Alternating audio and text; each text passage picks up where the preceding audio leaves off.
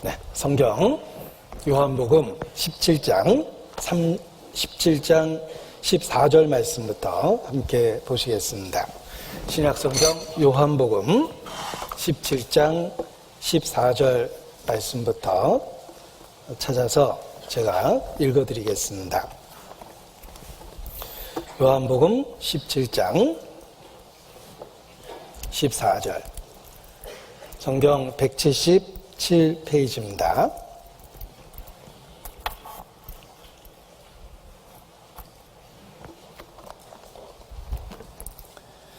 내가 아버지의 말씀을 저희에게 주었사오매 저희가 세상이 저희를 미워하였사오니 이는 내가 세상에 속하지 아니함 같이 저희도 세상에 속하지 아니함을 인함이니이다.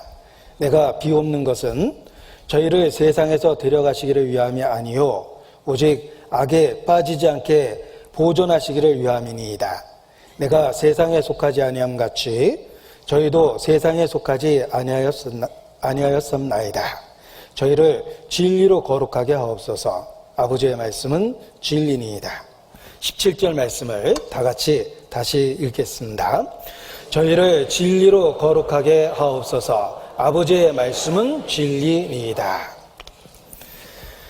하나님은 분리하시며 구별하시는 하나님이십니다. 천지를 창조하신 그 창조하실 때에도 분리하며 구별하시는 역사로 천지 창조를 이루셨습니다. 처음 세상을 만드실 때 하늘과 땅을 구별하고 분리하셨습니다. 뿐만 아니라 빛과 어둠을 나누시고 저녁과 아침으로 구별하시기도 하셨습니다.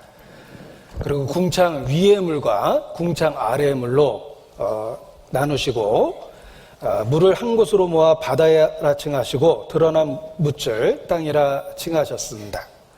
구별하시고 분리하시는 역사입니다. 식물을 창조할 때도 동물을 위한, 짐승을 위한 풀과 사람을 위한 채소를 구별해서 만드셨습니다. 또한 짐승을 만드실 때도 성경을 살펴보면 땅의 짐승과 육축들을 구별하고 분리해서 만드셨습니다. 창조의 역사 자체가 분리하시고 구별하는 역사입니다. 이스라엘의 역사도 그러합니다.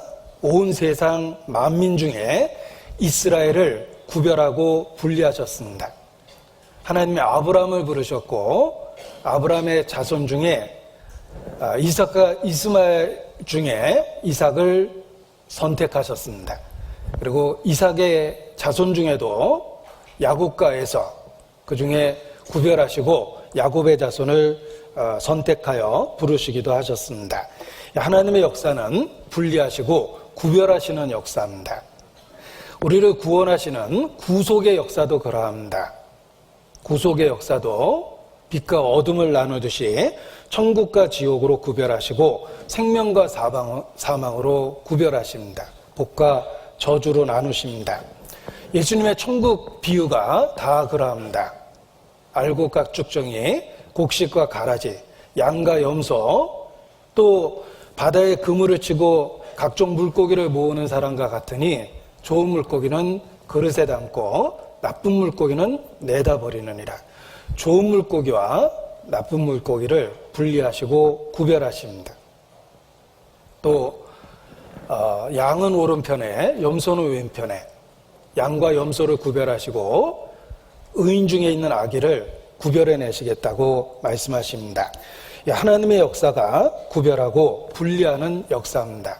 그리고 마침내 최종적으로 하나님 앞에 구원받은 그리스도인과 그리고 영원히 멸망하는 죄인들로 하나님은 구별하십니다. 모든 세상 사람을 하나님은 궁극적으로 그리스도 안에 있는 사람과 그리스도 바깥에 있는 사람으로 구별하고 분리하십니다. 요한복음 17장 6절에 세상 중에서 내게 주신 사람들에게 라는 표현을 쓰셨고 9절에도 내가 저희를 위하여 비옵나니 내가 비옵는 것은 세상을 위함이 아니요 내게 주신 자들을 위함이니이다. 저희는 아버지의 것이로소이다. 이 세상에서 하나님은 그리스도인을 구별하고 불러내셨습니다.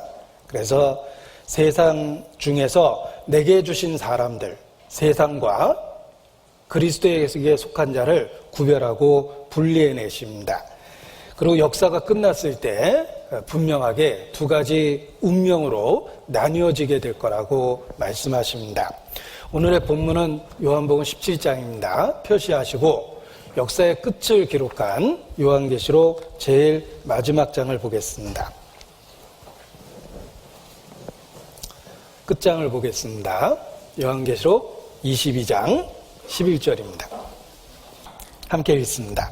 불의를 하는 자는 그대로 불의를 하고 더러운 자는 그대로 더럽고 의로운 자는 그대로 의를 행하고 거룩한 자는 그대로 거룩되게 하라. 역사의 끝에 말씀하십니다. 불의하고 더러운 자는 그대로 불의를 행하고 더럽게 하라. 그리고 의로운 자 거룩한 자는 그대로 의를 행하고 거룩되게 하라라고 말씀하십니다. 이 그대로라는 표현은 그 상태로부터 계속 유지될 거라는 뜻입니다. 멸망하는 사람에게 더 시간이 주어졌다고 해서 돌이킬 기회는 없습니다. 복음을 듣고 거절하는 사람, 불행하게도 그 상태에서 돌이킬 가능성이 없는 사람이 많이 있습니다. 그래서 결국은 역사를 끝내실 수밖에 없는 것입니다. 그대로 불의를 하고 그대로 더럽고라는 말은 그들의 행실의 변화가 아무리 세월이 가고 환경이 주어져도 변하지 않을 거란 뜻입니다. 그래서 결국은 멸망할 수밖에 없는 것입니다. 그리고 의로운 자 거룩한 자도 역시 주님 안에서 보존되고 보호되기 때문에 그대로 그 상태를 유지하게 됩니다. 역사가 끝났을 때 하나님은 완전하게 구별하고 분리하십니다. 불의를 하고 더러운 자와 의롭고 거룩한 자로 구별을 하시는 것입니다. 그래서 구원 얻은 사람과 구원 얻지 못한 사람으로 두 종류로 그 운명이 결정되게 되는 것입니다. 요한일서 5장 12절입니다. 요한일서 5장 12절.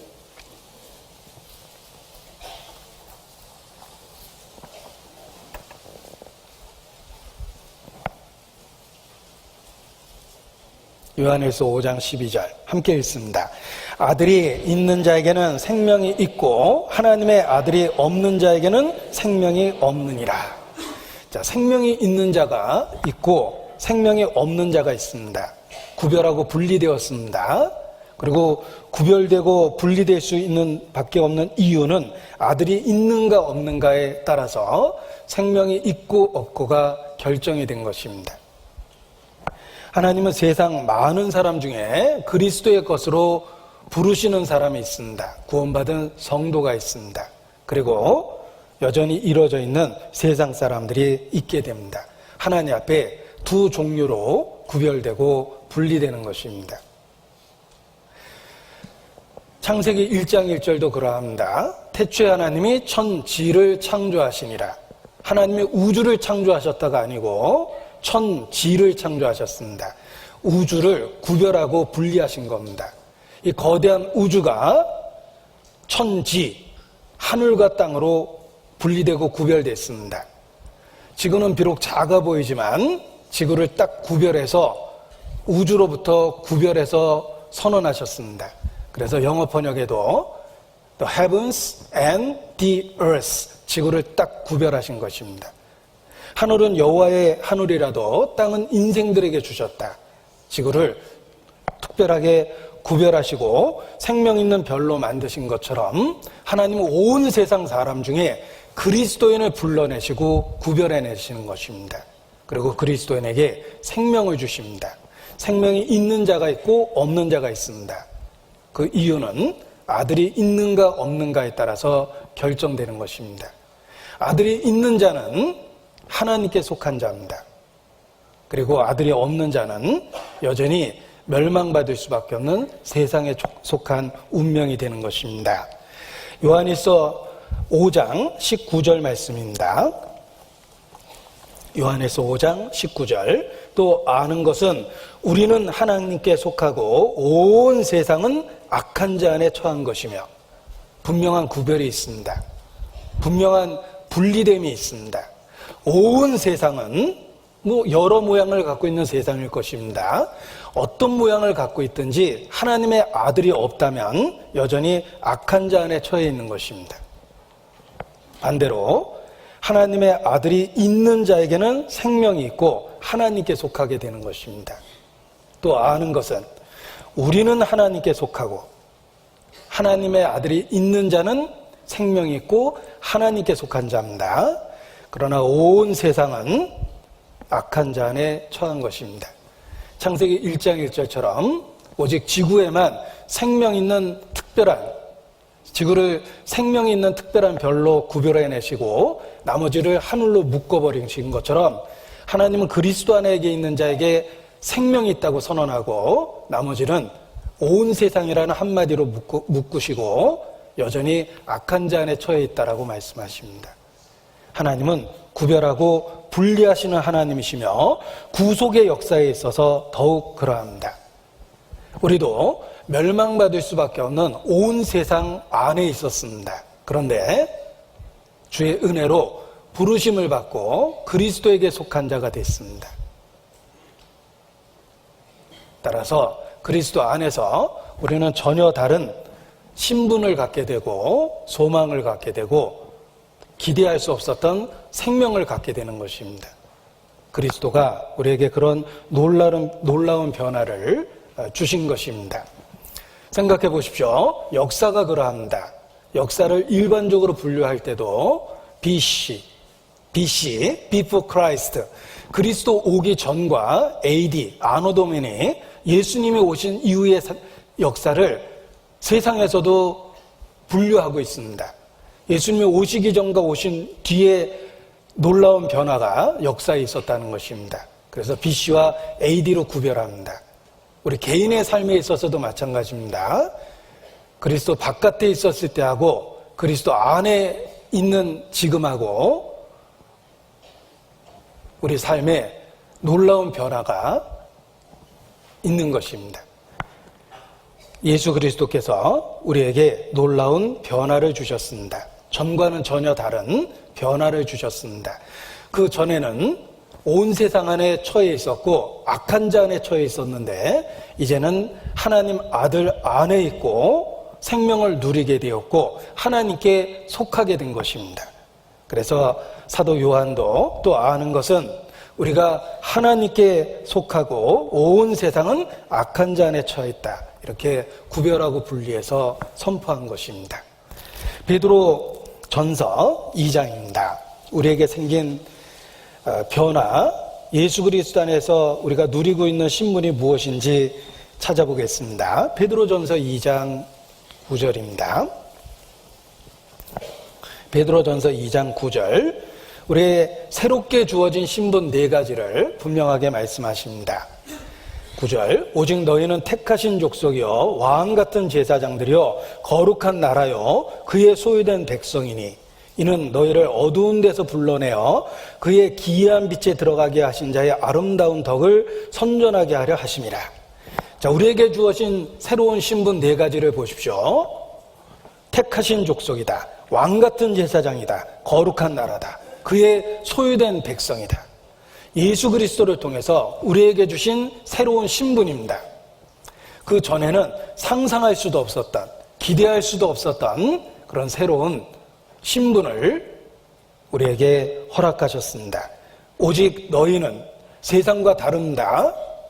온 세상은 악한 자 안에 있고 오직 너희는, 그리스도에게 속한 너희, 그리스도의 이름을 부르고 있는 너희는 택하신 족속이요 왕같은 제사장이요 거룩한 나라요 그의 소유된 백성이다 라고 선포하십니다. 이러한 우리에게 주어진 변화는 어두운 데서 불러내어 기이한 빛에 들어가게 하신 것과 같다라는 것입니다. 천지를 창조하실 때 빛이 있으라 하시고 빛과 어둠을 구별하셨습니다. 빛을 창조하시고 어둠을 아예 없애버린 버린 것이 아니라 어둠은 그대로 있는데 빛이 있으라 하셔서 빛과 어둠으로 구별하신 것입니다. 온 세상이 있는데 그리스도를 통해서 우리를 하나님께 속한 자로 불러주신 것입니다. 그래서 우리에게 네 가지 새로운 신분을 주셨고 어두운 데서 불러내어 그의 기이한 빛에 들어가게 하신 것이다 라고 말씀하시며 우리에게 얼마나 놀라운 일이 주어졌는지를 일깨워주고 계십니다. 우리를 어두운 데서 불러내서 그의 기이한 빛에 들어가게 하셨습니다. 예수님을 통해서 우리에게 주신 변화를 보십시오. 하나님에 대한 찬양이 저절로 나올 수밖에 없고 알면 알수록 찬송의 소리가 커질 수밖에 없는 것입니다. 10절 말씀에 전과 그 후에 변화된 모습을 비교해서 말씀하십니다. 너희가 전에는 백성이 아니더니 이제는 하나님의 백성이요 전에는 긍휼을 얻지 못하였더니 이제는 긍휼을 얻은 자니라. 예수님을 통해서 우리에게 주어진 놀라운 은혜를 보십시오. 그 이전의 모습을 생각하면 지금 우리에게 주어진 축복이 얼마나 크고 놀라운지 깨달을 수 있습니다. 이는 천사들도 살펴보기를 원하는 것이니라 라고 말씀하십니다.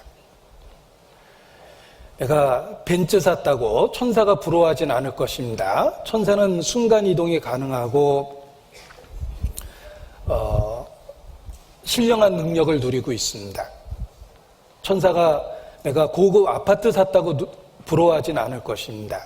그런데 천사들도 부러워하는 것이 우리가 그리스도로 말미암아 얻게 된 그 축복을 천사가 부러워하고 있다는 것입니다. 이는 천사들도 살펴보기 원하는 것이라. 우리에게 놀라운 은혜를 그리스도 안에서 주셨습니다. 우리의 전 그리스도 바깥에 있었던 그때 그 이전의 우리의 상태를 생각해 보면 우리에게 주어진 새로운 신분이 얼마나 놀랍고 큰지를 더욱 깨달을 수 있습니다. 너희가 전에는 백성이 아니더니 이제는 하나님의 백성이요 전에는 긍휼을 얻지 못하였더니 이제는 긍휼을 얻은 자라고 말씀해 주십니다. 자, 25절 우리가 홀로 있지 않다는 것을 또 일깨워 주십니다.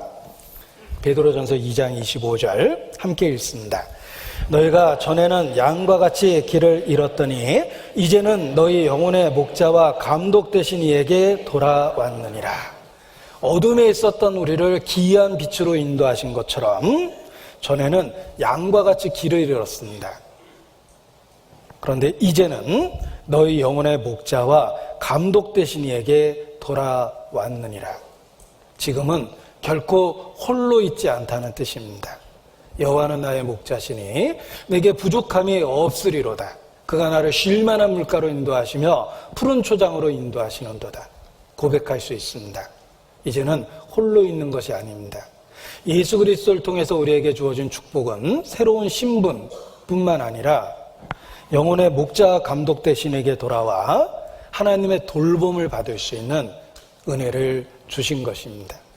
전에는 그리고 이제는 이러한 표현을 통해서 우리에게 주어진 놀라운 변화를 깨달을 수 있습니다. 에베소서 2장입니다. 에베소서 2장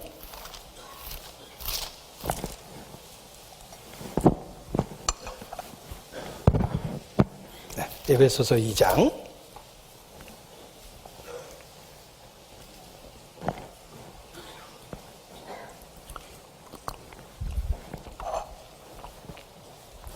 12절입니다.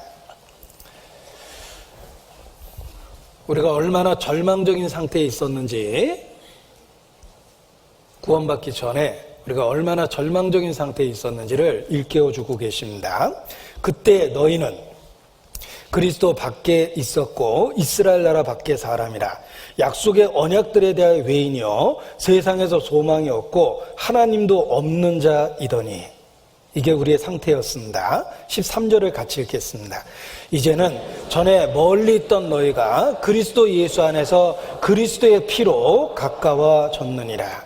그때 너희는, 우리가 얼마나 절망적 상태에 있는지를 일깨워 주시며 이제는 그리스도 안에서 새로운 신분을 갖고 있고 놀라운 영광을 누리고 있다는 것을 일깨워 주십니다. 그때 너희는 그리스도 밖에 있었고 이스라엘 밖의 사람이라. 약속의 언약들에 대하여 외인이요 세상에서 소망이 없고 하나님도 없는 자이더니, 절망적 상태죠. 이제는 전에 멀리 있던 너희가 그리스도 예수 안에서 그리스도의 피로 가까워졌느니라. 예수님 안에서 우리가 얼마나 놀라운 은혜를 갖고 누리고 있는지를 일깨워 주신 것입니다. 그런데 이 모든 은혜가 단지 하나님의 말씀을 듣고 받아들이고 믿음으로 말미암아 주어졌기 때문에 우리는 은혜라고 고백할 수밖에 없는 것입니다. 우리의 행한 바 의로운 행위로 말미암지 않은 것입니다. 행위로 말미암지 않음이니 그 어느 누구도 자랑할 수 없습니다. 은혜로 우리에게 주어졌습니다. 우리가 한 것이라곤 말씀을 듣고 받아들이고 믿고 주의 이름을 불렀을 뿐입니다. 그럼에도 불구하고 우리에게 이와 같이 놀라운 은혜와 새로운 신분과 변화를 주셨습니다. 은혜입니다. 요한복음 17장 본문이라고 말씀드린 곳에 다시 가보겠습니다. 요한복음 17장 17절, 저희를 진리로 거룩하게 하옵소서. 아버지의 말씀은 진리니이다. 아버지의 말씀이 진리입니다. 8절 말씀입니다. 8절, 나는 아버지께서 내게 주신 말씀들을 저희에게 주었사오며 저희는 이것을 받고 내가 하나님 아버지께로부터 나온 줄을 참으로 아오며 아버지께서 나를 보내신 줄도 믿었사옵나이다. 보십시오. 우리가 이러한 놀라운 은혜를 받게 된 이유는 딱 하나입니다. 예수 그리스도를 통해 주시는 그 말씀을 우리가 받았습니다. 받고 알게 되었습니다. 예수님이 누군지, 하나님이 누군지 알게 되었습니다. 그리고 우리에게 전해준 그 사실 그대로를 믿게 되었습니다. 그 믿음을 근거로 해서 이와 같은 놀라운 새로운 신분과 변화와 은혜를 주신 것입니다. 나는 아버지께서 내게 주신 말씀들을 저희에게 주었사오며 우리에게 말씀을 주셨습니다. 저희는 이것을 받고 우리가 한 일은 그 말씀을 받아들인 것뿐입니다. 저희는 이것을 받고 내가 아버지께로부터 나온 줄을 참으로 아오며, 말씀을 받아들이니까 예수님이 누구시고 예수님이 무슨 일을 하셨는지를 깨닫게 되었습니다. 믿을 수밖에 없는 확실한 이유를 알게 되었습니다. 아버지께서 나를 보내신 줄도 믿었사옵나이다. 말씀을 듣고 받아들였다는 이유 하나만으로 우리에게 놀라운 은혜를 주셨습니다. 전도를 해보면 정말 사람들의 마음이 완고하고 완악하다는 걸 깨닫습니다. 나는 진리를, 확신을 갖고 할 수 있는 최선의 열정을 갖고 전하는데 듣는 사람들은 무반응하고 무관심할 때가 있습니다. 마치 거대한 벽 앞에 서 있는 것처럼 답답할 때가 있습니다. 벽이 흔들리고 무너지고 깨어지기를 기다리지만 꿈쩍도 안 하는 느낌을 받을 때가 있습니다. 여호와께서 그 율법을 10,000가지로 기록하였을 때 사람들이 그것을 무관하게 여겼다라는 말씀처럼 10,000가지 말씀을 해도 사람들은 무반응하고 무감동하고 받아들이지 않습니다. 그 말씀들을 자기와 아무 상관없는 것처럼 여깁니다.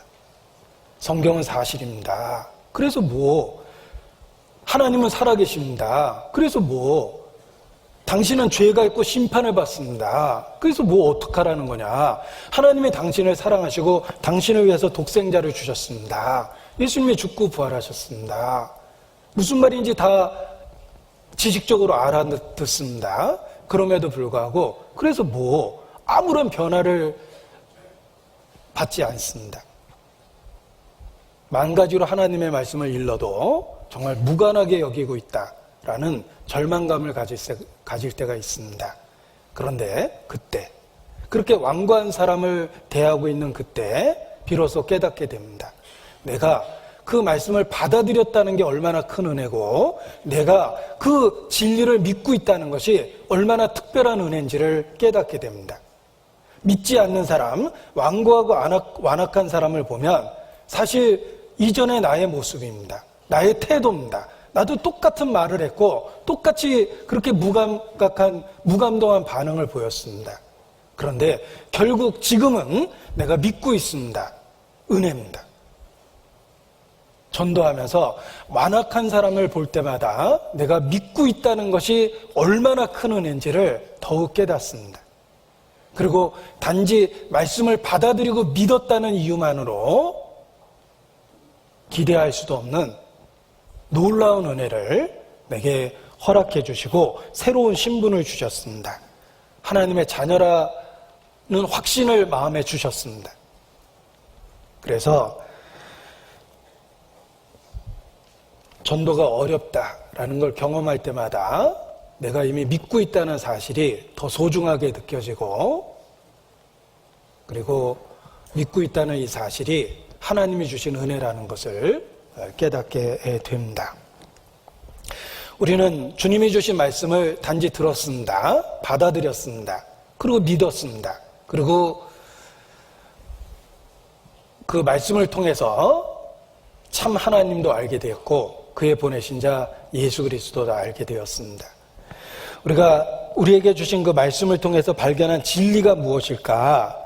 예수님의 이 요한복음 17장에 나와 있는 긴 기도 속에 우리가 발견하게 된 그 진리의 내용이 잘 함축적으로 표현되어 있습니다. 25절입니다. 의로우신 아버지여. 우리가 발견한 진리는 하나님은 거룩하다는 것입니다. 의로우신 아버지여. 26절, 내가 아버지의 이름을 저에게 알게 하였고 또 알게 하리니 이는 나를 사랑하신 사랑이 저희 안에 있고 나도 저희 안에 있게 하려 함이니이다. 우리가 말씀을 받아들임으로 발견한 진리는 하나님이 어떤 분인지 알게 되었습니다. 참 하나님이 어떤 분인지 알게 되었습니다. 하나님은 의로우신 하나님이십니다. 그럼에도 불구하고 우리를 사랑하십니다. 하나님이 의롭다는 것과 하나님이 우리를 사랑하신다는 사실을 말씀을 받아들이면서 깨닫게 되었고, 그 두 가지 진리가 예수 그리스도 안에서 놀랍도록 성취됐다는 것을 알게 되었습니다. 십자가는 하나님의 의로운 사랑을 선포한 것입니다. 하나님의 의로움도 들어있고 우리를 결코 버리지 않으려는 하나님의 사랑도 십자가에 들어있습니다. 우리가 말씀을 받아들이면서 깨닫게 된 진리는 바로 의로운 사랑, 하나님이 의롭다는 것과 그럼에도 불구하고 우리를 사랑하신다는 진리를 발견하게 된 것입니다. 아버지를 알게 되었습니다. 아버지의 이름이 무엇인지 알게 되었습니다. 그 이름은 하나님의 성품, 속성, 인격, 계획, 섭리, 경륜, 이렇게 여러 단어로 표현할 수 있는 하나님에 대한 진리입니다. 아버지의 이름을 알게 되었습니다. 그 의로운 사랑을 십자가를 통해서 확실하게 알게 된 것입니다. 로마서 3장, 요한복음 17장에 계속 표시하겠습니다. 로마서 3장입니다.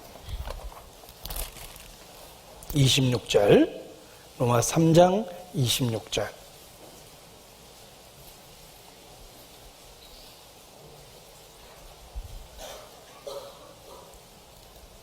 3장 26절 함께 읽습니다. 곧 이때에 자기의 의로우심을 나타내사 자기도 의로우시며 또한 예수 믿는 자를 의롭다 하려 하심이니라. 자기도 의로우시며 또한 예수 믿는 자를 의롭다 하려 하심입니다. 자기도 의로우시며 또한 예수 믿는 자를 의롭다 하려 하심이라. 십자가 사건입니다. 이 십자가는 하나님의 의로움에 대한 선포며 그 의로움에도 불구하고 우리를 얼마나 사랑하시는지를 보여주셨습니다. 하나님의 공의와 사랑을 십자가를 통해서 분명하게 깨닫게 된 것입니다. 이사야서 45장 21절입니다. 이사야서 45장 21절.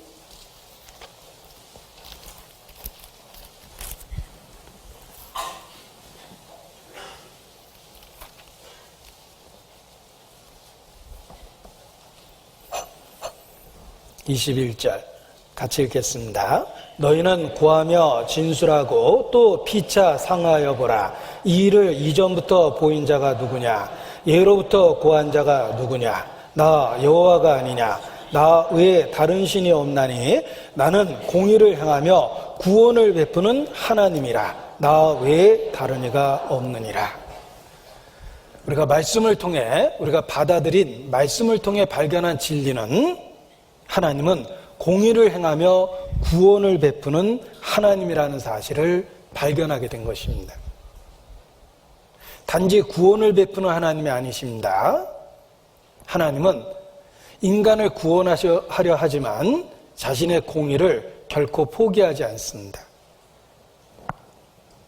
하나님은 공의를 행하며 구원을 베푸는 하나님이십니다. 그래서 우리를 구원하시는 방법이 독생자를 주심으로 그의 희생을 통해서 고난과 죽음을 통해서 우리를 구원하실 수밖에 없었던 것입니다. 우리가 믿는 하나님은 공의를 행하며 구원을 베푸는 하나님이십니다.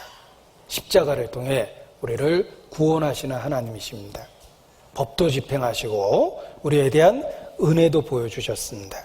나는 공의를 행하며 구원을 베푸는 하나님이니라. 십자가에서 우리가 만났던 하나님의 모습입니다.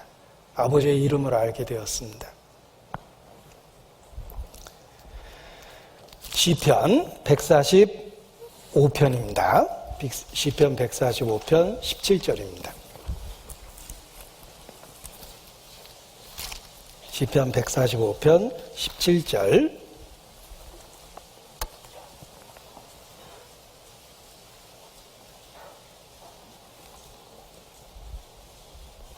같이 읽겠습니다.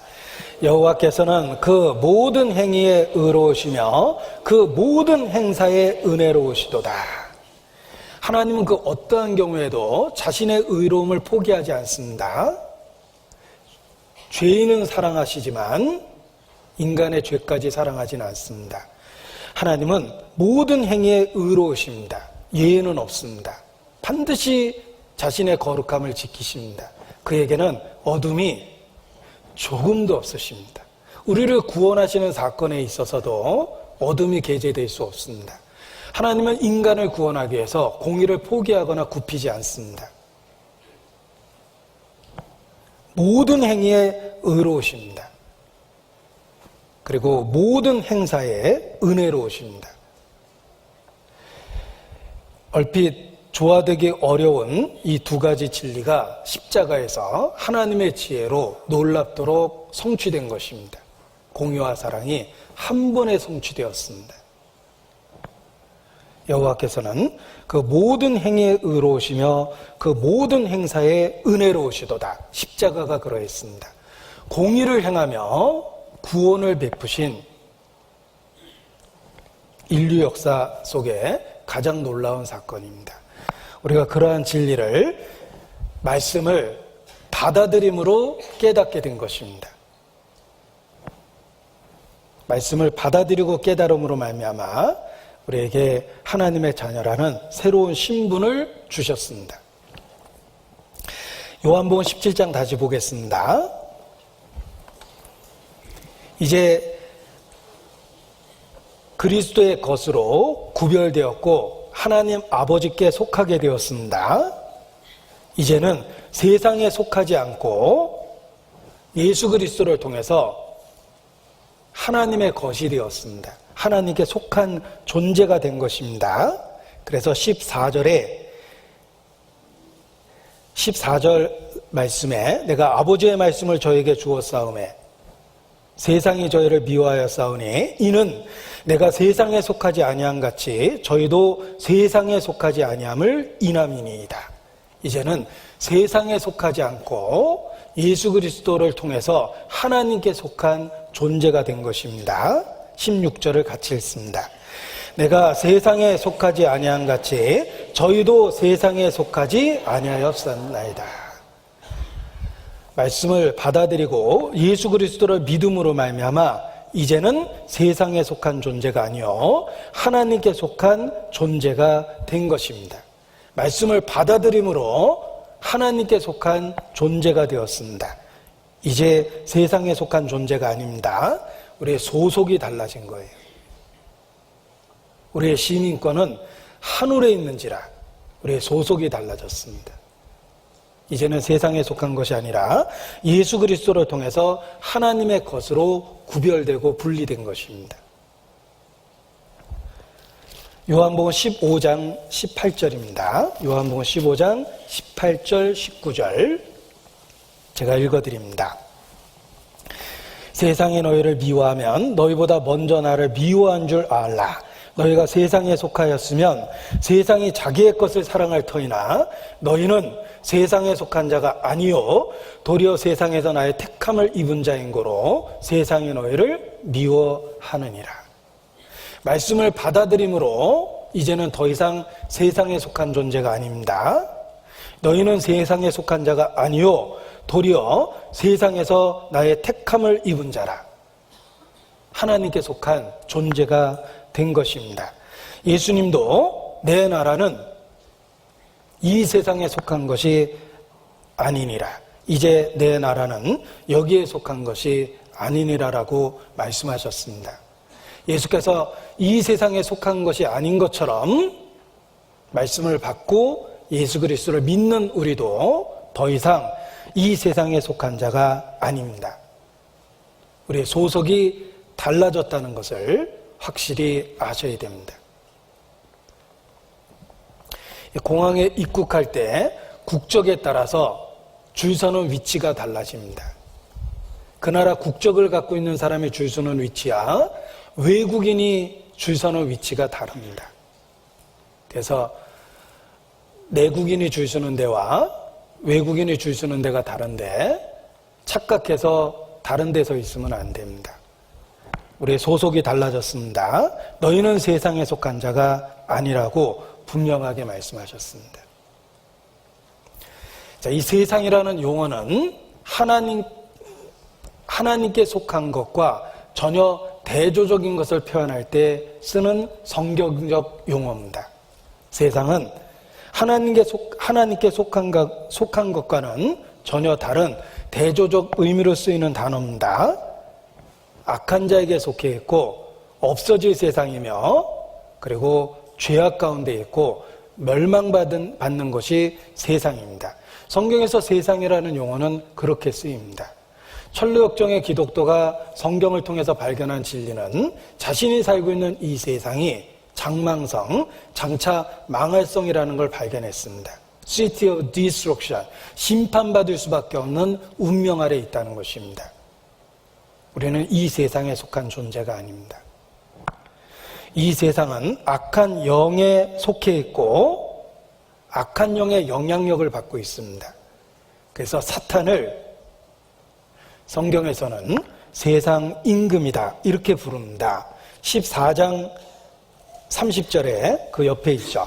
14장 30절 이후에는 내가 너희와 말을 많이 하지 아니하리니 이 세상 임금이 오겠음이라. 그러나 저는 내게 관계할 것이 없으니. 세상 임금이 온다고 그랬죠? 사탄입니다. 이 세상은 사단의 영향 아래 있는 것입니다. 요한복음 12장 31절입니다. 요한복음 12장 31절 이제 이 세상의 심판이 이르렀으니 이 세상의 심판이 이르렀으니 이 세상 임금이 쫓겨나리라. 여기서 세상 임금이 바로 공중의 권세 잡은 자 마귀를 의미합니다. 이 세상은 마귀의 영향력 아래에 있습니다. 우리가 그 전에 그 아래에 있었습니다. 에베소서 2장입니다. 에베소서 2장 에베소서 2장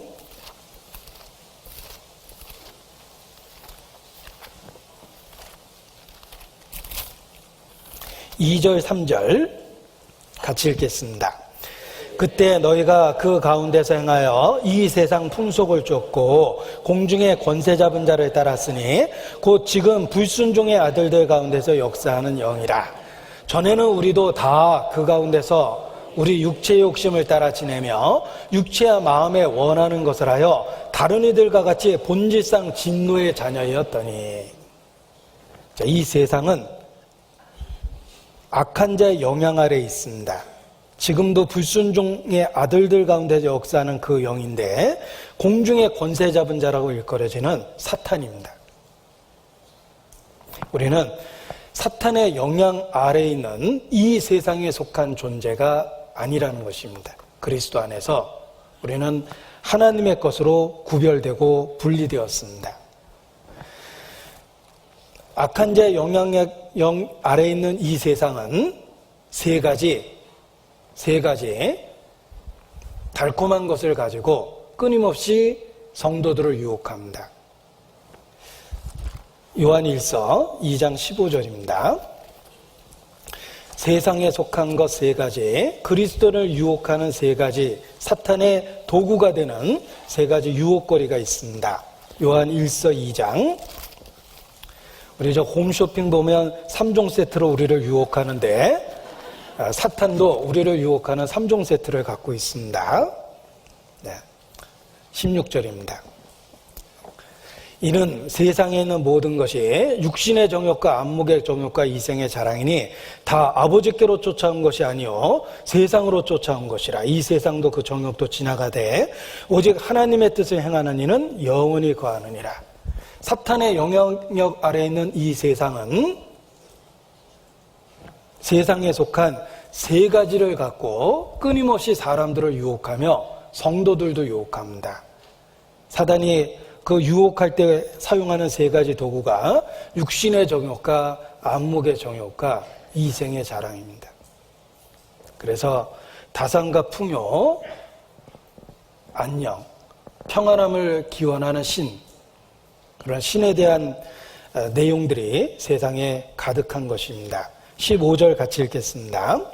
이 세상이나 세상에 있는 것들을 사랑치 말라. 누구든지 세상을 사랑하면 아버지의 사랑이 그 속에 있지 아니하니. 이 세상에 있는 모든 것이 아버지께로부터 쫓아온 것이 아니라 세상을 따라 쫓아온 것입니다. 그래서 세상과 그 세상에 있는 것들을 사랑하지 말라라고 말씀하십니다. 이 세상에 있는 모든 것들은 지나가고 사라지고 없어지는 겁니다. 썩덧새입니다. 썩덧새가 세상의 특징입니다. 썩덧새가 뭘까? 썩는 것, 더러운 것, 쇠하는 것입니다. 우리는 썩지 않고 더럽지 않고 쇠하지 아니하는 소망이 우리에게 있습니다. 우리가 이 세상의 영향을 받지 않을 수 있는 방법은 세상, 그 뒤에 사탄이 있다는 걸 기억하는 것입니다. 우리의 원수가 있습니다.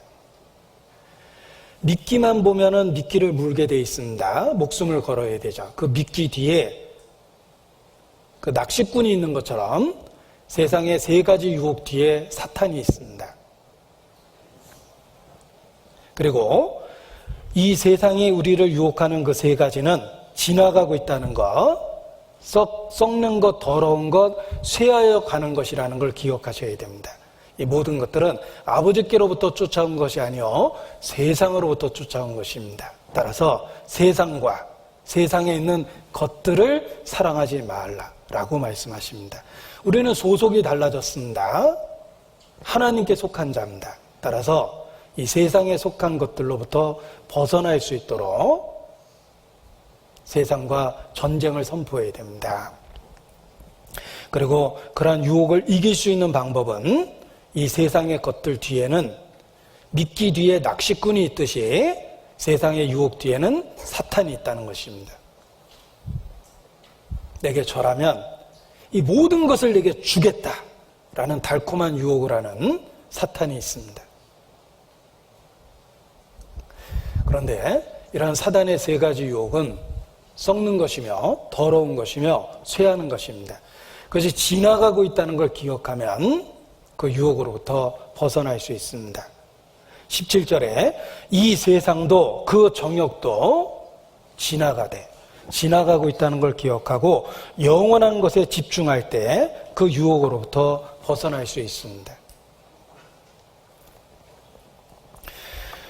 우리가 세상에 있는 어떤 일들이 잘 될 때나 또는 잘 되지 않을 때, 세상 것들을 많이 얻게 되었을 때나 또는 가지고 있는 것을 잃어버렸을 때, 그 어떠한 경우에도 우리의 마음이 흔들리지 않을 수 있는 비결이 무엇입니까? 솔로몬이 한마디로 대답했다 그러죠? 이 또한 지나가리라. 좋은 것이든 나쁜 것이든 이 또한 지나가고 있다는 걸 기억할 때 마음을 거기에 빼앗기지 않고 진정한 가치 있는 것에 마음을 두고 살 수 있다는 것입니다. 물질도 젊음도 명예도 권력도 다 지나갑니다. 계속 누릴 수 있는 게 아닙니다. 세상도 그 정욕도 지나갑니다. 우리는 세상에 속한 자가 아닙니다. 지나가고 있는 것을 붙들고 살려고 하면 안 된다는 거예요. 그것이 지나가고 있다는 걸 기억하고 그 달콤한 유혹 뒤에 사탄이 있다는 것도 기억하셔야 됩니다. 세상도 그 정욕도 지나간다. 오직 하나님의 뜻을 행하는 이는 영원히 거하느니라. 영원한 것에 집중할 때 지나가고 있는 것들의 유혹을 견뎌낼 수 있고 벗어날 수 있는 것입니다. 세상도 정욕도 지나갑니다. 고린도전서 7장입니다.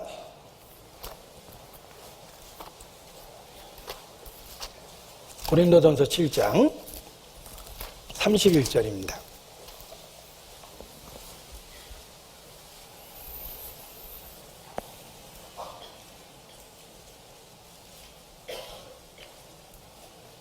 (31절) 같이 읽습니다. 세상 물건을 쓰는 자들은 다 쓰지 못하는 자같이 하라. 이 세상의 영적은 지나가느니라. 그 앞에 여러 가지 예를 들으셨습니다. 안에 있는 자들은 없는 자같이 하며 이후로부터 때가 단축하여진 거로 이후로부터 안에 있는 자들은 없는 자같이 하며 우는 자들은 울지 않는 자같이 하며 기쁜 자들은 기쁘지 않는 자같이 하며 매매하는 자들은 없는 자같이 하며 세상 물건을 쓰는 자들은 다 쓰지 못하는 자같이 하라. 이 세상의 영적은 지나감이니라. 이 세상도 그 정욕도 지나가고 있다는 걸 기억할 때 영원한 것에 집중하고 살 수 있다는 것입니다. 세상 물건을 쓰는 자들도 다 쓰지 못하는 자같이 하라. 물건 사고 싶은 유혹이 들을 때마다 이 말씀을 기억해 보십시오. 이거 없어도 지금까지 살았습니다. 있는 것도 다 쓰지 못하고 살 텐데 뭘 새로운 걸 사나? 이러면 쇼핑 품목이 대폭 줍니다. 세상 물건을 쓰는 자들도 다 쓰지 못하는 자같이 하라. 이 세상의 영적은 지나감이니라. 자, 우리는 세상에 속한 자가 아닙니다. 예수 그리스도로 말미암아 하나님의 것으로 구별되고 분리되었습니다. 영원한 것에 집중해서 살아야 됩니다. 우리의 소속이 다르기 때문입니다. 요한복음 17장 다시 봅니다. 자, 우리는 말씀을 받아들임으로 예수 그리스도 안에서 하나님의 것이 되었습니다. 그러나 아직 우리는 세상에 있습니다. 우리는 세상에 속한 자가 아닙니다. 그러나 아직 우리는 세상에 있습니다. 그래서 하나님의 말씀과 지혜와 조언이 필요합니다. 우리는 세상에 속한 자가 아닌데 아직 세상에 있다는 것입니다. 그래서 예수님도 그 걱정 많이 하셨어요. 11절에 보면 요한복음 17장 11절에 나는 세상에 더 있지 아니하오나 저희는 세상에 있사옵고 아직 우리가 세상에 있을 수밖에 없습니다. 15절 내가 비옵는 것은 저희를 세상에서 데려가시기를 위함이 아니요 구원받자마자 우리를 천국으로 순간이동시키는 게 아니죠. 나는 분명히 구원을 받았는데 둘러보면 아직 세상에 있습니다. 아직도 내 육체는 죄성이 작용하고 있습니다. 여전히 연약하고 초라합니다. 우리는 분명히 세상에 속하지 않았는데 우리는 아직 세상에 있다는 것입니다. 그래서 15절에 내가 비옵는 것은 저희를 세상에서 데려가시기를 위함이 아니요 오직 악에 빠지지 않게 보존하시기를 위함이니이다. 서양 사람들은 우리는 세상에 있지만 세상에 속하지 않았다라는 말을 in the world but not of the world 이렇게 표현합니다. in the world, 우리는 we are in the world, we are still in the world. 우리는 아직 세상에 있죠. 그러나 we are not of the world. 우리는 세상에 속한 자는 아니라는 거예요. 그것이 성도입니다. 성도는 세상에 속하지 않았지만 아직 세상에 있다는 거예요. 예수님을 믿음으로 말미암아 새로운 신분을 가졌는데 아직 불행하게도 우리는 이 땅에 있습니다. 세상에 있습니다. 그래서 말씀이 필요하고 하나님의 도움이 필요하고 지혜와 조언이 필요한 것입니다. 아직 세상에 있습니다. 우리는 적지에 있습니다. 예수께서 분명하게 일깨워 주셨습니다. 보라, 내가 너희를 보냄이 양을 이리 가운데에 보낸가 같도다. 그러므로 너희는 뱀같이 지혜롭고 비둘기같이 순결하라. 내가 너희를 보냄이 양을 이리 가운데 보낸가 같도다. 우리는 세상에 있습니다. 아직 세상에 있습니다. 적지에 있습니다. 우리를 둘러보면 온통 적들입니다. 적지 한복판에 있습니다. 이리떼 가운데 던져진 양입니다. 그것이 우리의 모습입니다. 영혼을 거스려 싸우는 육체의 정욕을 제어하라. 베드로 사도의 외침이 들리십니까? 우리의 적이 이 안에 있다는 거예요. 내 안에 있습니다. 영혼을 거스려 싸우는 육체의 정욕이 아직 이 안에 있습니다.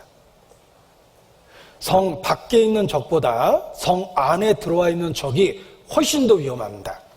휴전선 밖에 있는 무장된 적보다 이미 국내에 침투되어 있는 적이 훨씬 더 두려운 겁니다. 적이 내 안에 있어요. 게다가 이 세상은 사탄의 영향력 아래에 있다고 그랬죠. 사탄의 하나님께 속한 우리를 사탄은 미워할 수밖에 없습니다. 하나님께 속해 있다는 이유 하나만으로 세상 임금 사탄의 미움을 받고 있습니다. 그것이 성도의 모습입니다. 그리고 세상은 그러한 우리를 적대시하고 우리를 조롱하기도 하고 우리에 대한 미움을 공공연히 드러내기도 합니다. 우리가 아직 세상 안에 있음으로 말미암아 아마 세상에 미움을 받고 조롱을 받고 무시를 당하고 살게 되는 것입니다.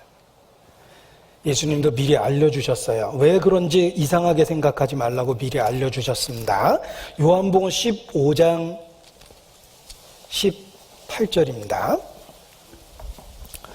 요한복음 15장 18절. 세상이 너희를 미워하면 너희보다 먼저 나를 미워한 줄 알라. 너희가 세상에 속하였으면 세상이 자기의 것을 사랑할 터이나 너희는 세상에 속한 자가 아니요 도리어 세상에서 나의 택함을 입은 자인 거로 세상이 너희를 미워하느니라. 내가 너희더러 종이 주인보다 더 크지 못하다 한 말을 기억하라.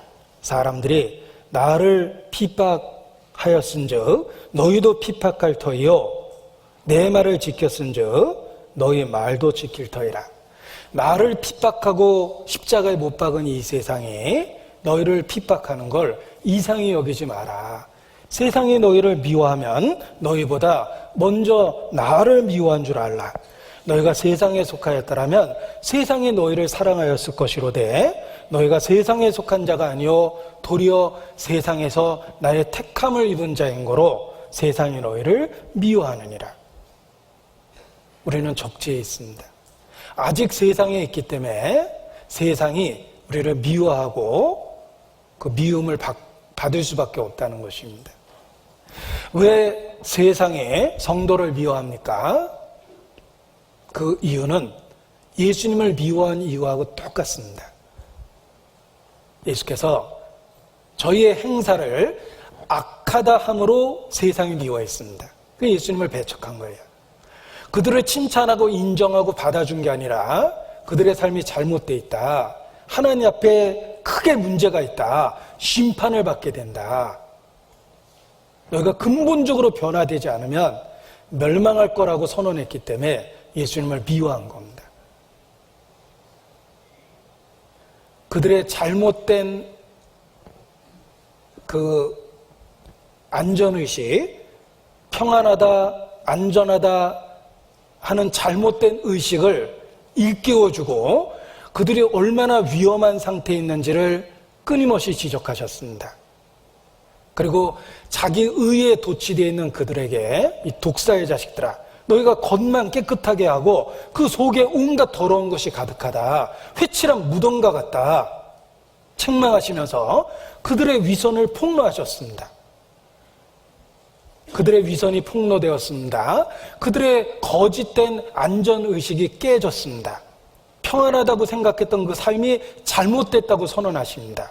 이대로 살면 천국 갈 거라고 생각했는데 청천벽력 같은 얘기를 하십니다.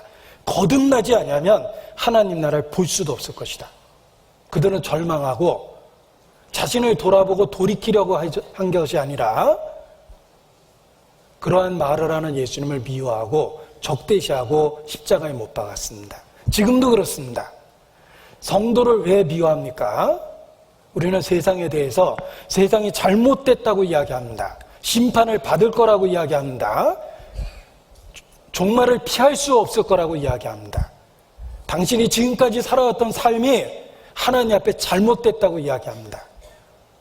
인간의 선으로 보잘것없는 선에 도취되어 있는 것이 얼마나 하나님 앞에 위험한 것인지 일깨워줍니다. 그들의 편안한 잠을 불안하게 만듭니다.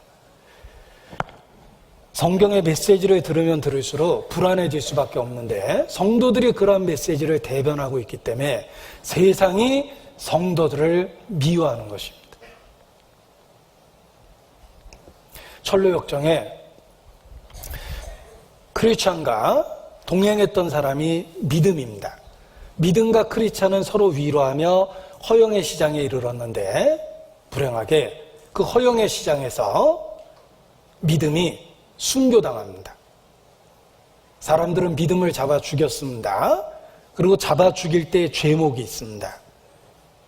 그는 우리의 삶을 모독했다. 우리의 가치관을 모독했고 우리의 생활 방식을 모독했다. 그래서 믿음을 죽입니다. 지금도 그렇습니다. 우리가 믿음을 굳게 잡으면 세상이 우리를 미워할 수밖에 없습니다. 그렇게 살면 안 된다고 얘기할 수밖에 없습니다. 저절로 구원받는 게 아니라 말씀을 듣고 돌이켜야 된다. 예수 그리스도의 구원의 방법은 없다. 우리가 타협되지 않는 진리를 전할 때 세상은 우리를 계속해서 미워할 수밖에 없는 것입니다. 성도는 하나님께 속한 자입니다. 그러나 아직 세상에 있습니다. 따라서 세상에 미움을 받을 수밖에 없는 것입니다. 세상이 우리를 미워해도 이상하게 여길 필요가 없습니다. 오히려 역설적이지만 우리가 그리스도께 속해 있다라는 증거입니다. 예수님도 내가 비옵는 것은 저희를 세상에서 데려가기를 위함이 아니요 오직 악에 빠지지 않게 보존하기를 위함이니이다 라고 기도하셨습니다. 우리를 데려가시고자 하지 않습니다. 지금은 아직 더 이 세상에 머물러 있어야 됩니다. 그래서 함께 하시는 주님의 능력이 필요하고 때마다 일마다 그의 도우심이 필요한 것입니다. 우리는 아직 세상에 있습니다. 악에 빠지지 않게 보존돼야 되기 때문에 함께 하시는 주님의 도우심이 절대적으로 필요합니다. 고린도전서 5장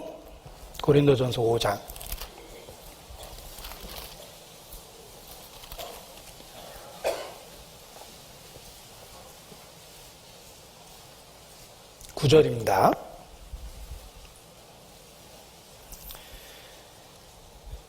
고린도전서 5장 9절 제가 읽어드립니다.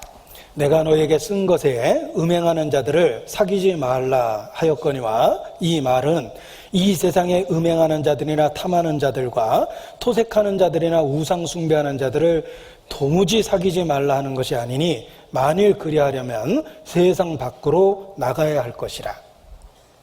우리를 데려가시려고 예수님은 우리를 세상에서 데려가기 원하시는 게 아닙니다. 세상에 그냥 두신 것도 하나님의 뜻입니다. 단지 악으로부터 보존되기를 원하시는 것입니다. 만일 그리하려면 세상 밖으로 나가야 할 것이라. 우리는 아직 세상에 있습니다. 이제 내가 너에게 쓴 것은 만일 어떤 형제라 일컫는 자가 음행하거나 탐남하거나 우상숭배를 하거나 후욕하거나 술 취하거나 토색하거든 사귀지도 말고 그런 자와는 함께 먹지도 말라 함이라. 외인들을 판단하는데 내게 무슨 상관이 있으려마는 교중 사람들이야 너희가 판단치 아니하랴. 외인들은 하나님이 판단하시려니와 이 악한 사람은 너희 중에서 내어 쫓으라. 자, 우리가 세상 밖으로 나가진 못합니다. 우리를 세상에 두셨기 때문입니다. 그러나 교중 사람들이야 믿는다고 고백하는 사람들의 모임입니다. 교회죠. 교회 안에서는 잘못된 게 들어오면 안 됩니다. 우리가 세상의 악한 자들을 도무지 사귀지 않을 수는 없습니다. 내 이웃이 토색할 수도 있고 음행할 수도 있고 우상 숭배할 수도 있습니다. 세상 그런 사람들을 도무지 사귀지 않을 수는 없습니다. 그리하려면 세상 밖으로 나가야 되니까.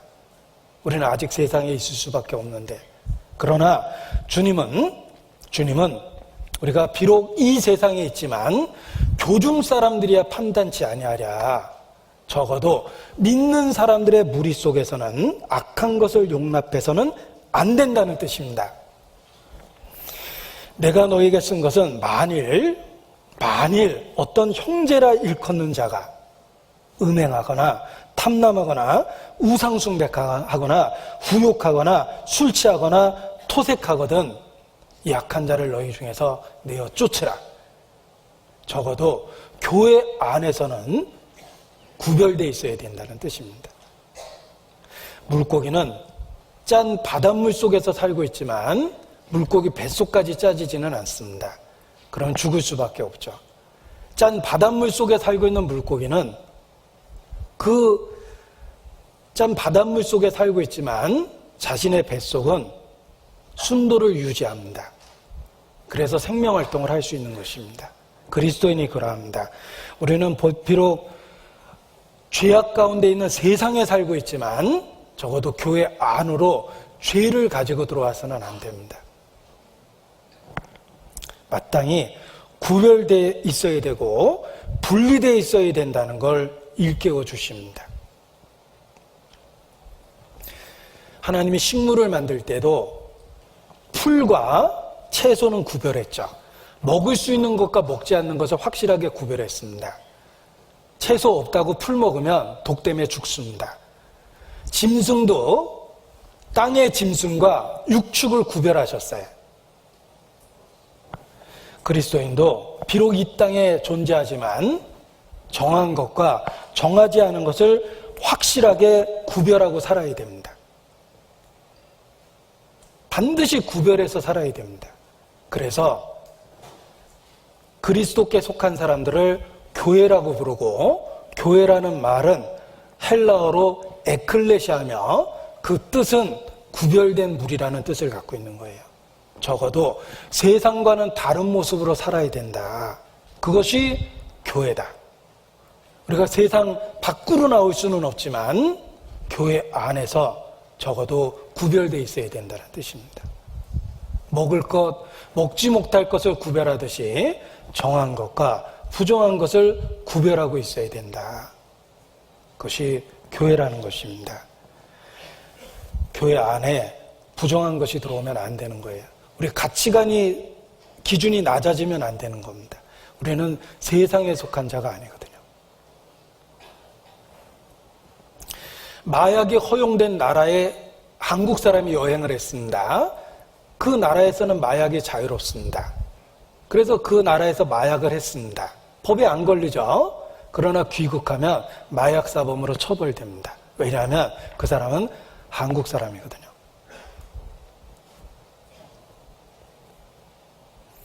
우리가 하나님께 속해 있다는 걸 기억해야 됩니다. 세상은 다 그렇게 살아도 그리스도인은 구별되어 있어야 되는 거예요. 그래서 교회를 구별된 무리 이렇게 표현하는 것입니다. 요한계시록 18장입니다. 요한계시록 18장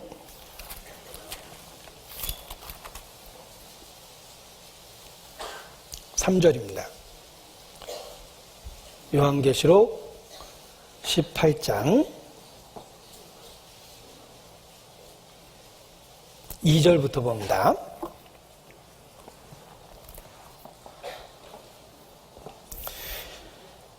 힘센 음성으로 외쳐 가로되 무너졌도다 무너졌도다 큰 성 바벨론이여, 큰 성 바벨론이여.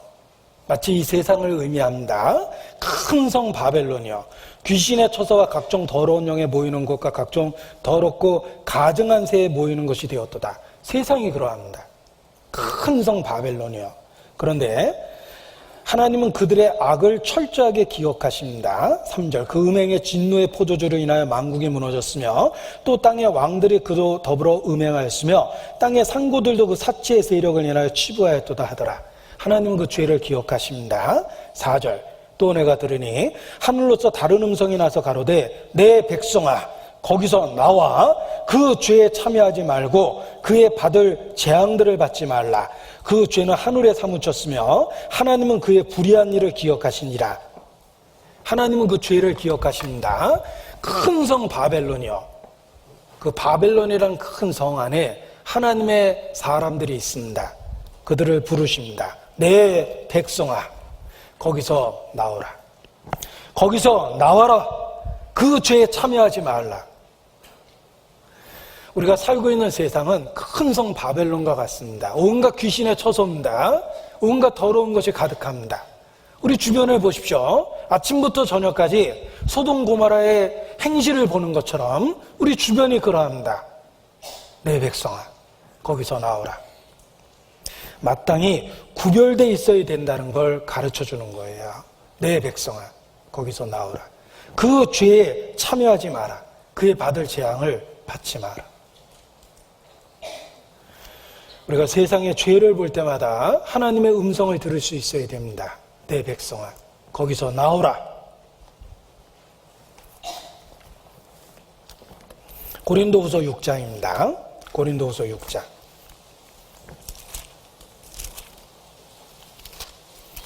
고린도후서 6장 14절입니다.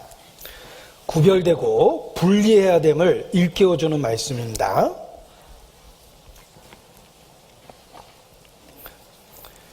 고린도후서 6장 14절 너희는 믿지 않는 자와 멍에를 같이 하지 말라. 의와 불법이 어찌 함께하며 빛과 어둠이 어찌 사귀며 그리스도와 벨리알이 어찌 조화되며 믿는 자와 믿지 않는 자가 어찌 상관하며 하나님의 성전과 우상이 어찌 일치가 되리요. 우리는 살아계신 하나님의 성전이라. 이와 같이 하나님이 가라사대 때 내가 저희 가운데 거하며 두루 행하여 나는 저희 하나님이 되고 저희는 나의 백성이 되리라 하셨느니라. 그러므로 주께서 말씀하시기를 너희는 저희 중에서 나와서 따로 있고 부정한 것을 만지지 말라. 내가 너희를 영접하여 너에게 아버지가 되고 너희는 내게 자녀가 되리라. 전능하신 주의 말씀이니라 하셨느니라. 함께 읽습니다. 그런즉 사랑하는 자들아 이 약속을 가진 우리가 하나님을 두려워하는 가운데서 거룩함을 온전히 이루어 육과 영의 온갖 더러운 것에서 자신을 깨끗하게 하자. 세상과 다르게 살아라. 이런 뜻입니다. 육과 영의 온갖 더러운 것에서 자신을 깨끗게 하라.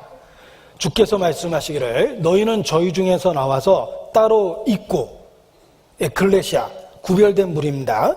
너희는 저희 중에서 나와서 따로 있고 부정한 것을 만지지 말라.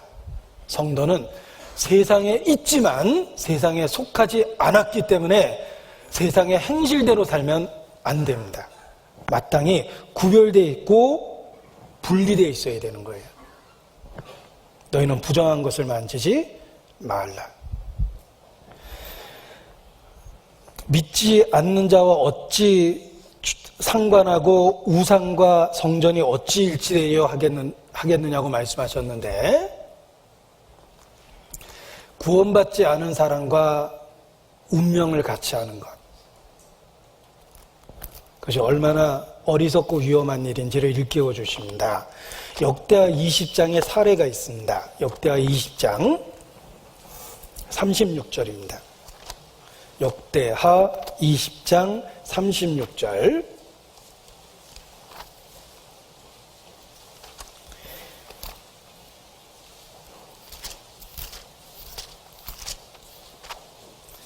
(20장) 36절입니다. 35절부터 봅니다. 유다왕 여호사밧 683페이지입니다.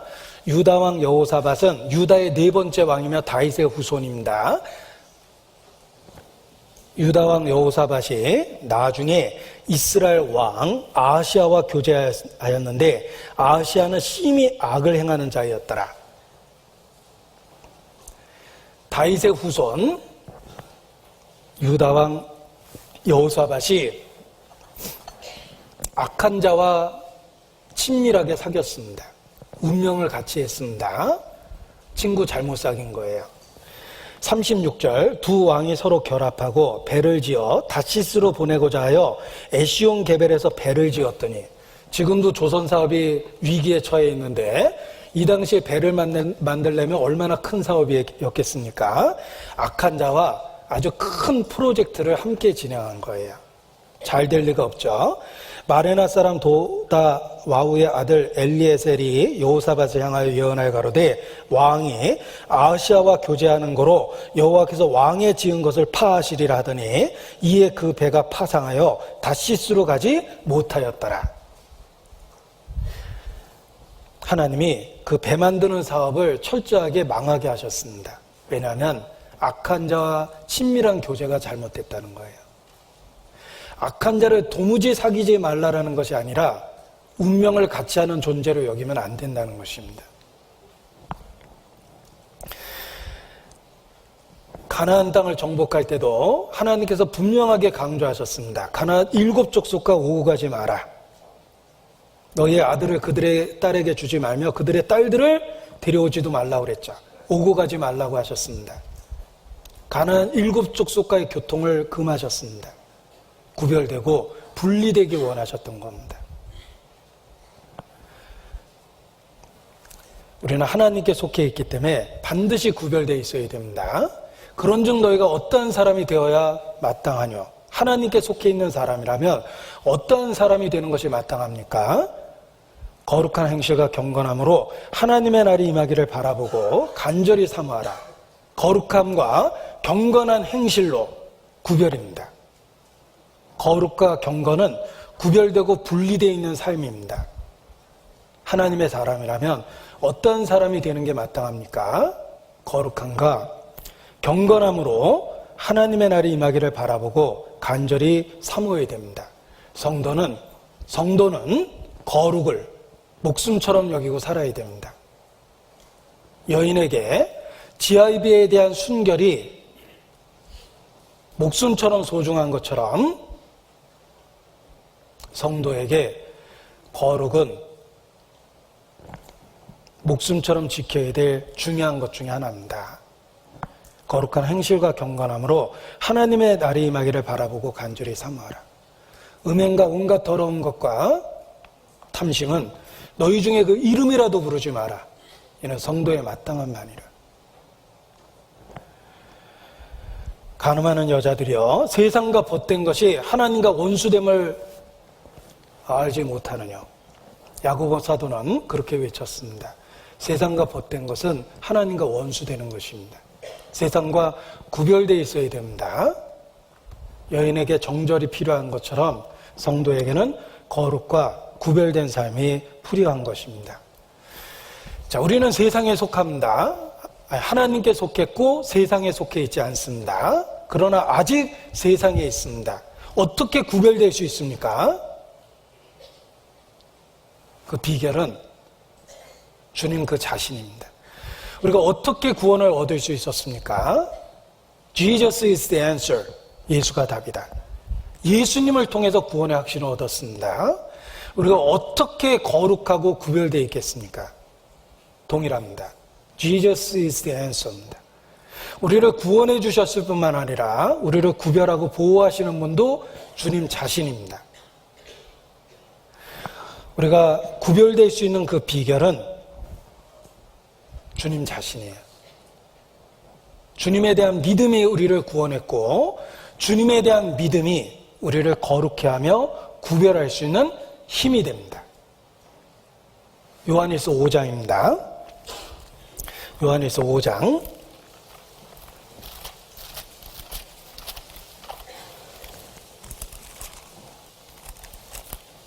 요한일서 5장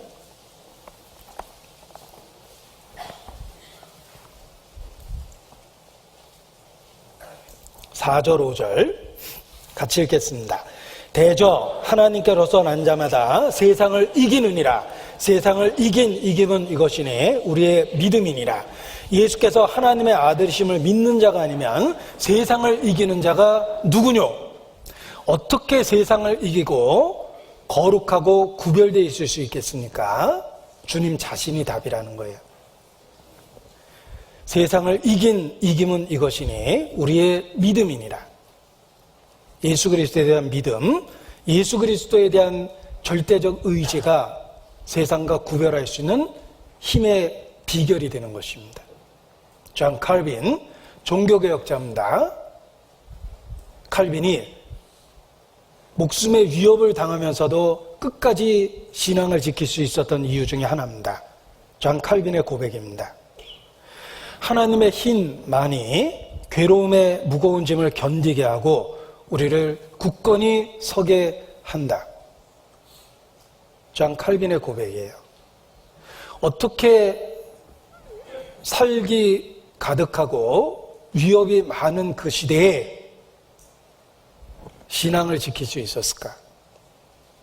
하나님의 힘만이 괴로움의 무거운 짐을 견디게 하고 우리를 굳게 서게 한다. 구주에 대한 믿음이 우리를 구별할 수 있는 힘의 비결입니다. 우리에게 약속하시기를 정말 위로가 되는 말씀입니다. 성도를 자기 눈동자같이 지켜주겠다고 말씀하셨어요. 우리 눈이 얼마나 스스로를 보호하는데 민첩한지 아실 겁니다. 뭔가 날아오면 눈이 저절로 감기죠. 가장 소중한 눈을 보호하기 위한 우리 몸의 본능적 조처예요. 하나님은 우리를 자기 눈동자같이 지키시고 호위하시고 보호하시겠다고 약속해 주셨어요. 시편 17편 8절에 그런 말씀이 있죠. 자기를 눈동자처럼 지켜주신답니다.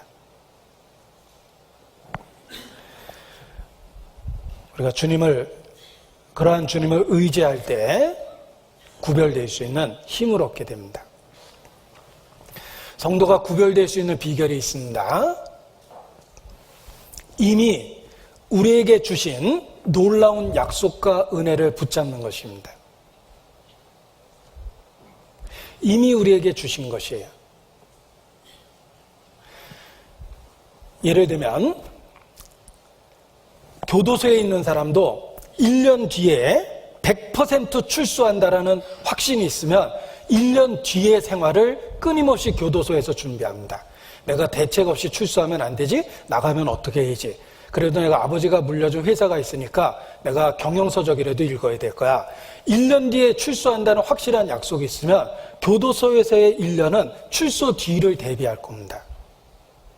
그런데 나갈지 안 나갈지 모르는 불확실함 속에 살고 있으면 어느 날 자포자기가 돼요. 내가 뭐 공부한다고 이거 뭐 쓸 수 있을지 안 쓸 수 있을지도 모르는데 공부하는 게 무슨 의미가 있어? 아마 게세라세라 될 대로 되라 하고 살 겁니다. 확실한 소망이 현재의 삶의 변화가 되는 거예요. 내가 1년 뒤에 확실하게 유학 간다고 생각하는 사람은 열심히 영어 단어 외우고 영어 공부하고 삽니다. 유학 갈지 안 갈지 모른다 그러면 조금만 어려워도 금방 공부가 진도가 안 나가요. 이미 우리에게 주신 약속과 소망을 확실히 하면 현재 유혹을 견딜 수 있습니다. 예수님은 우리에게 불확실한 미래를 준 게 아니에요. 너희를 향한 나의 생각은 내가 안 하니 재앙이 아니라 평안이요 장래의 소망을 주려 함이니라. 우리에 대한 약속을 내가 진실로 너희에게 이루노니 2번이나 반복해서 강조하셨죠? 그리고 단순한 말이 아니라는 걸 확증시켜주기 위해서 언약이라고 이야기하셨어요. 내가 너희가 새 언약을 세운다. 하나님의 부르심에는 후회하심이 없으십니다. 우리에게 이미 얼마나 놀라운 은혜를 주셨는지를 기억하면 현재 구별할 수 있는 힘이 생겨요. 예수님을 통해서 이미 우리에게 주신 그 언약을 붙잡으면 유혹을 이길 힘을 갖게 됩니다. 너희가 세상에서는 환난을 당하라 담대하라. 내가 세상을 이기었노라. 그 주님의 선언을 기억하면 우리도 유혹받을 때 이길 수 있는 힘을 갖게 됩니다. 우리는 그리스도로 옷 입었습니다. 깨끗한 옷을 입은 거예요. 우리는 그리스도로 말미암아 목욕했습니다. 더러워 보이지만 목욕한 자는 발밖에 씻을 게 없어요. 우리는 이미 거룩함을 얻었습니다. 예수님 안에서. 그걸 기억하면 그 거룩함을 유지하고자 하는 힘이 생기고 혹시 넘어져도 다시 일어날 수 있는 결단을 하게 됩니다. 이미 주신 은혜를 기억할 때 우리가 현재 구별될 수 있는 힘을 얻게 되는 것입니다. 예수께서 말씀하셨습니다. 내가 너희에게 평안을 끼치노니 내가 너희에게 주는 평안은 세상이 주는 것과 같이 아니하리라. 세상이 주는 평안은 일시적입니다. 부분적입니다. 그러나 예수 그리스도께서 우리에게 주시는 평안은 세상이 주는 것과 다르다고 말씀하셨습니다. 그 주님을 바라보면 현재의 유혹을 이길 수 있는 힘을 얻게 됩니다. 사람을 보고 세상을 볼 때 만족함이 없었네. 나의 하나님, 그분을 볼 때 나는 만족하였네. 동남풍아 불어라, 서부풍아 불어라, 가시밭에 백합화 예수 향기 날리니 할렐루야 아멘, 할렐루야 아멘. 그 찬송은 할렐루야로 끝이 납니다. 사람을 보고 세상을 보면 만족함이 없지만 나의 하나님, 그분을 뵐 때 세상이 주지 못하는 평안을 누리게 됩니다. 그리고 우리에게 언약하시기를 우리를 고아처럼 버려두지 않겠다고 말씀하셨습니다. 우리를 구원해 주신 걸 믿는다면 함께 하시는 주님의 은혜도 믿어야 됩니다. 우리에게 단번에 주신 은혜만 주신 것이 아니라 은혜 위에 은혜를 더하시며 양으로 생명을 얻고 더 풍성히 얻게 하십니다. 지금도 현재형으로 계속적인 공급이 있어요. 성령의 교통하심을 통해서 거룩할 수 있는 힘을 때마다 일마다 주십니다. 하나님의 나라는 먹는 것과 마시는 것이 아니요 오직 성령 안에서 의와 평강과 희락이라. 성령의 교통하심을 누리면 의와 평강과 희락을 누리고 삽니다. 매일 누리고 살아요. 하늘이 열리고 인자 위에 하나님의 사자가 오르락내리락 하는 걸 너희가 보리라. 성령의 교통하심이 있습니다. 이 모든 약속을 말씀으로 확증시켜 줍니다. 그래서 말씀이 귀하게 여겨지고 이미 외우고 있는 말씀도 밑줄이 그어지고 동그라미가 쳐지고 또 읽혀지는 겁니다. 말씀을 붙잡으면 주님의 모든 약속의 말씀이 현실로 와닿습니다. 그래서 유혹을 이기고 구별될 수 있는 힘을 얻게 되는 것입니다. 세상은 세상의 말을 합니다. 저희가 세상에 속한 말을 하며 세상이 저희의 말을 듣느니라. 주식으로 대박 맞았다는 사람도 있고, 복권 사서 팔자가 바뀌었다는 사람도 있고, 스포츠 스타는 누구든지 그렇게 될 수 있는 것처럼 우리를 유혹하기도 합니다. 세상은 항상 세상이 제시하는 것들이 있어요. 그러나 하나님의 말씀을 붙잡으면 무엇이 가치가 있고 의미가 있고 중요한지 알게 됩니다. 오늘의 희생이 희생이 아니라 주님에 대한 믿음에 대한 반영이며 30배, 60배, 100배 약속하리라는 주님의 약속에 대한 반응이라는 것을, 희생이 아니라 주님의 약속을 붙잡은 거라는 생각이 듭니다. 그래서 희생도 기쁘게 여길 수 있는 거예요.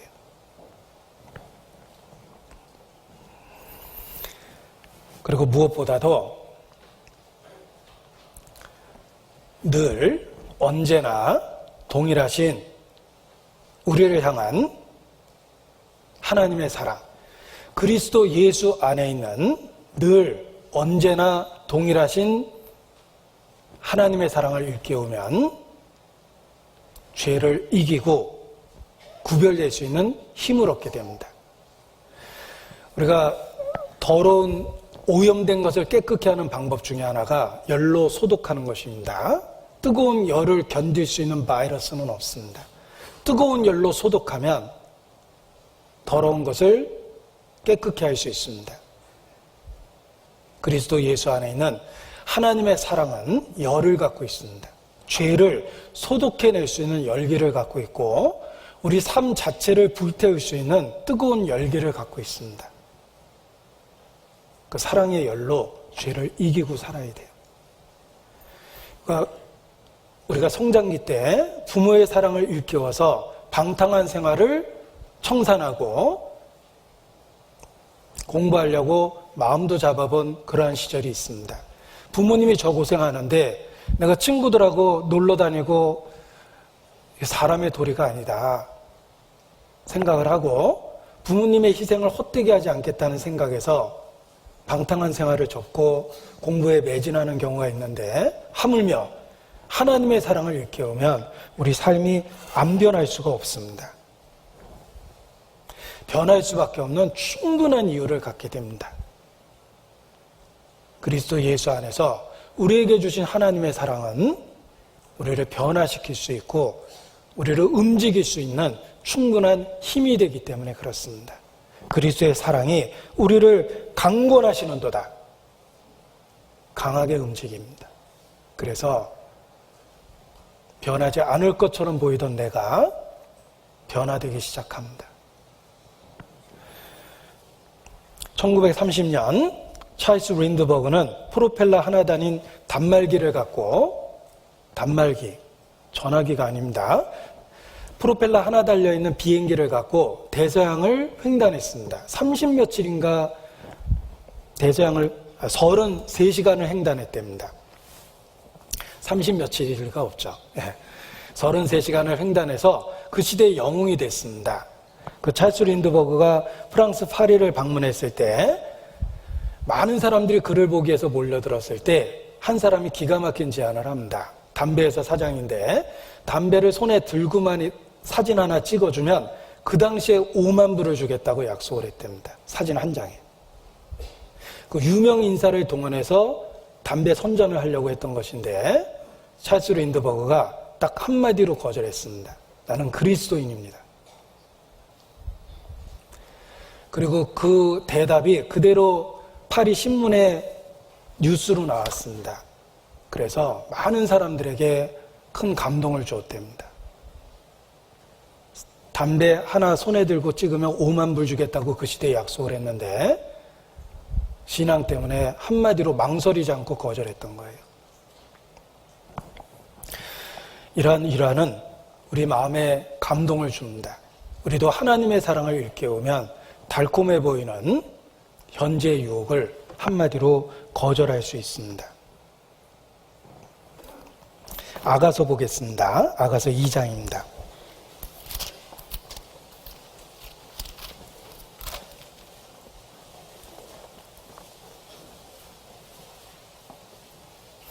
(10절입니다) 아가서 2장 10절 같이 읽겠습니다. 나의 사랑하는 자가 내게 말하여 이르기를 나의 사랑 나의 어여쁜 자여 일어나서 함께 가자.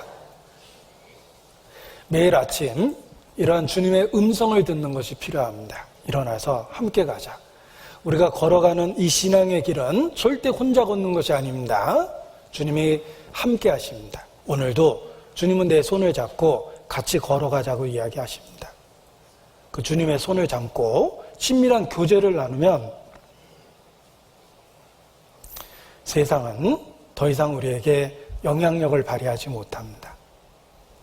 아직 세상에 있지만 세상에 속하지 않은 자처럼 정말 그렇게 살 수 있습니다.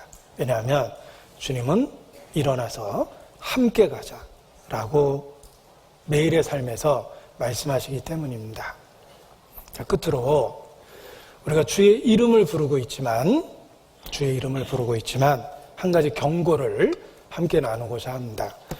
본문으로 읽었던 요한복음 17장입니다. 12절. 요한복음 17장 12절. 내가 저희와 함께 있을 때 내게 주신 아버지의 이름으로 저희를 보존하와 지키었나이다. 그 중에 하나도 멸망치 않고 오직 멸망의 자식뿐이오니 이는 성경을 응하게 함이니이다. 주님은 우리와 함께 하시며 일어나서 함께 가자라고 말씀하시고 우리를 붙잡고 매일의 삶에 구별될 수 있는 힘을 주십니다. 우리를 보존해서 지키십니다. 그런데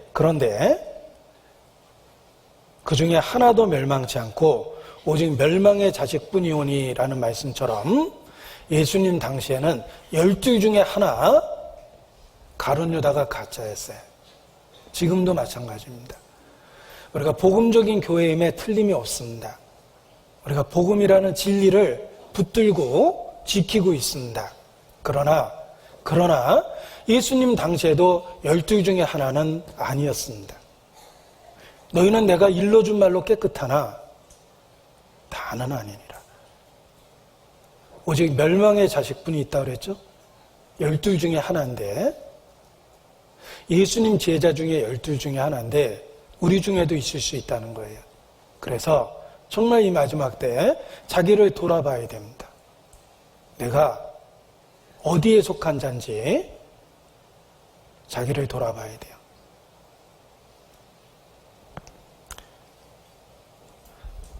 우리는 하나님께 속하였고 온 세상은 악한 자에게 속해 있다고 그랬는데 내가 정말 어디에 속했는지 자기 자신을 살펴야 됩니다. 그리고 시간을 견뎌내야 돼요.